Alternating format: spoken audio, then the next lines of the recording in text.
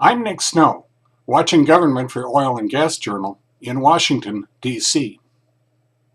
A group of offshore energy experts nearly stole the show from the 2013 Democratic and Republican gubernatorial nominees who headlined the Consumer Energy Alliance's Virginia Energy and Opportunity Forum, August 29th in Arlington. Two panelists in particular, Eddie Farr, Vice President of Business Development at Spectrum Geo Incorporated, and Eric Melito, the American Petroleum Institute's Upstream and Industry Operations Director, strongly urged the U.S. Bureau of Ocean Energy Management to evaluate Virginia's potential offshore oil and gas resources sooner instead of later.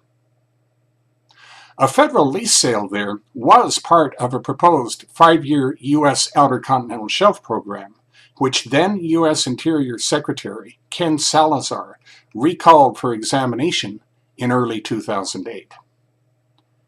When the reworked 2012 to 2017 OCS program became final, sale number 220 was gone, ostensibly because the 2010 Macondo deepwater well accident and spill raised major safety and environmental questions, which needed to be answered first. Salazar also pressed for more detailed environmental examinations before any new federal oil and gas leasing was scheduled. Mid-Atlantic OCS resource estimates also relied on decades-old data that badly needed to be updated.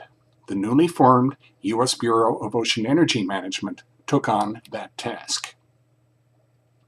It started developing a programmatic environmental impact statement. BOEM received comments warning that running three-dimensional seismic off Atlantic states could hurt fish and other marine life.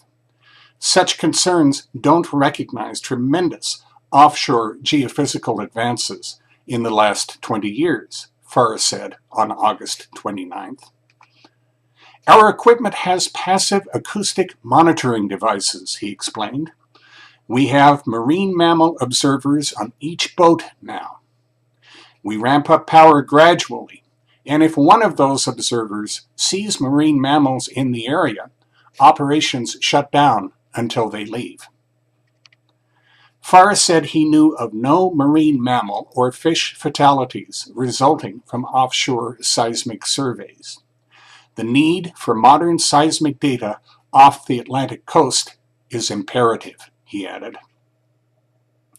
Melito said moving ahead there is important since Salazar effectively closed off 85% of the U.S. OCS in the reworked 5-year program.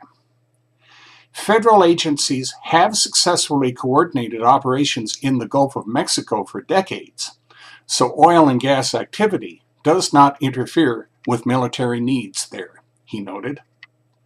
That record of success could help achieve similar solutions off Virginia's coast, Melito said. BOEM needs to move faster, he maintained. If it doesn't, these delays could keep Virginia's offshore from being in the next 5-year OCS program. If that happens, Congress would have to intervene and order a sale, Melito said on August 29th. Our goal is to get the EIS completed by the end of this year so that surveys potentially could take place next year, a BOEM spokeswoman told OGJ the same day.